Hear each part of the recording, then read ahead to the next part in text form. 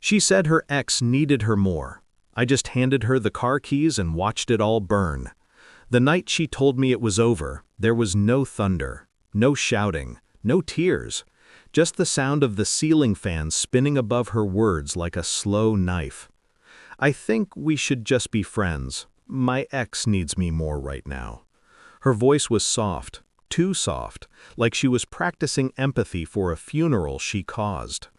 I stared at her hands, perfectly manicured, resting on her lap, not trembling, no sign of hesitation, just peace, the kind that only comes when you've already chosen betrayal.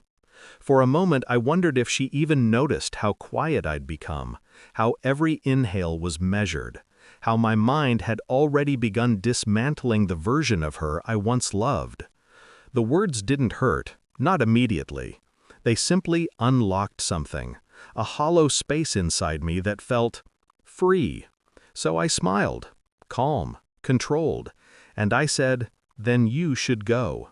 She blinked, almost disappointed that I didn't beg, didn't ask who he was this time, didn't question why she still wore the ring I bought her.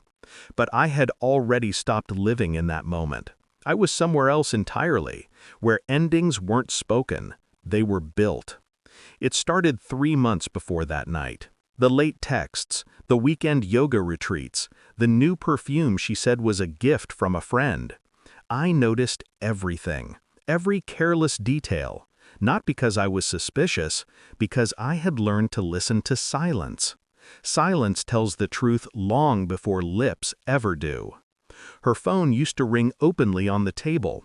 Now it vibrated in her purse like a caged secret.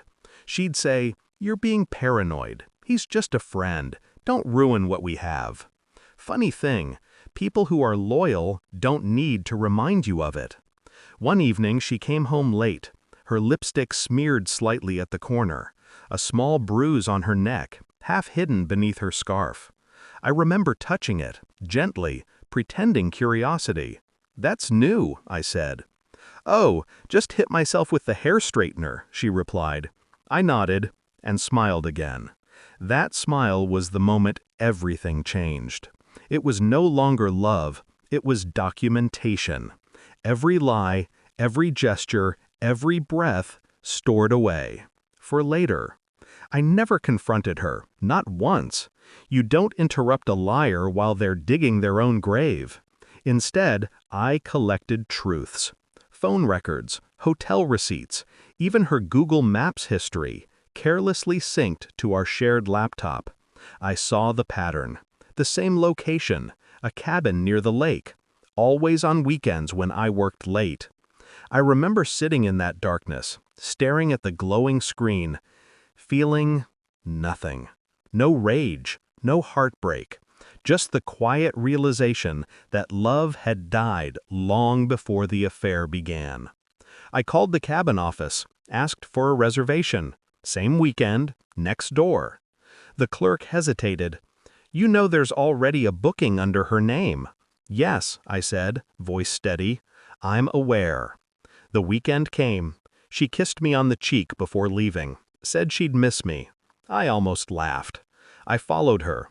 Not close enough to be seen, just enough to confirm. Her laughter in the car, the same playlist we used to listen to, same fake smile in the mirror when she checked her lipstick at the gas station. I arrived at the cabin after dark. Watched the lights flicker on through the trees. Watched them through the window. 2 silhouettes, dancing, laughing, undressing the past like it still belonged to them. And I stood there, outside in the rain, utterly still. Because sometimes silence is the loudest revenge. Sunday morning she came home pretending exhaustion. Yoga was great, she said, life-changing.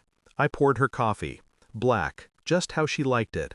Then slid a printed photo across the table, her and him, mid-kiss, framed by that same cabin window. She froze. Not a scream, not denial, just silence. Her throat worked, but no words came.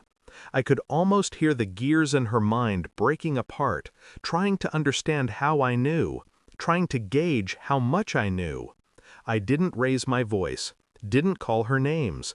Didn't even look at her again. You always wanted honesty, I said. Now you have it. And then I stood, walked to the door, and left. But not for good. Not yet. 2 weeks later, she called me, crying, begging to meet. Said she'd ended things with him. Said she wanted to talk. I agreed. At the same restaurant where we had our first date. Perfect symmetry. She looked beautiful. Almost like the version of her I used to love, only emptier now.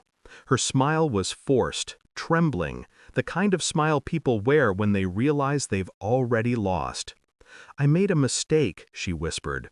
"He doesn't mean anything. You do." I let her talk, let her spill rehearsed guilt across the table.